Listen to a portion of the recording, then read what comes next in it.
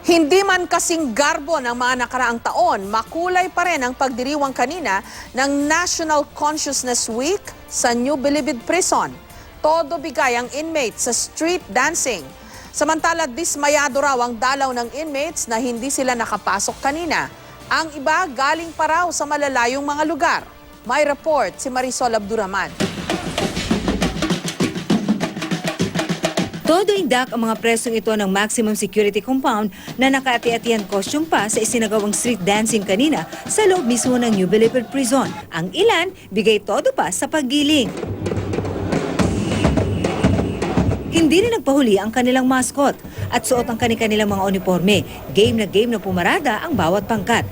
Pero hindi raw tulad ng mga nakaraang pagdiriwang. Simpleng-simple daw ito ngayon ayon sa Bucor. Wala na kasi ang mga naggagandahang model at starlet na karaniwang ginagawang muse ng bawat team o bawat pangkat. Hindi muna natin inaalaw yung mga ganong yung participation ng tagalabas, no. So very limited. Nagbigay kulay din sa pagdiriwang ang mga handicrafts na ito na gawa ng mga preso mula sa iba't ibang penal colony sa bansa. Pero ang dapat sana ay masayang araw para sa mga preso at kanilang mga dalaw na uwi sa galit at pagkadismaya.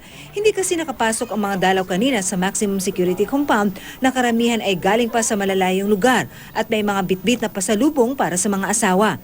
Ang misis na ito na galing pang Mindoro, June pa raw huling dumalaw. Mga June pa po kami nung huling dumalaw eh. Parang hindi ko alam kung uuwi muna ako, tas babalik na lang. Sinabi naman ng Bucor na papayagan na sila bukas. Samantala, ang illegal drug trade sa mga kulungan at korupsyon umano sa ehensya ang malaking hamon pa rin sa Bureau of Corrections, ayon kay Bucor Chief Rolando Asuncion. Sinisigihan namin yung checking ng gwardiya and pinapaigting namin yung control sa mga gates.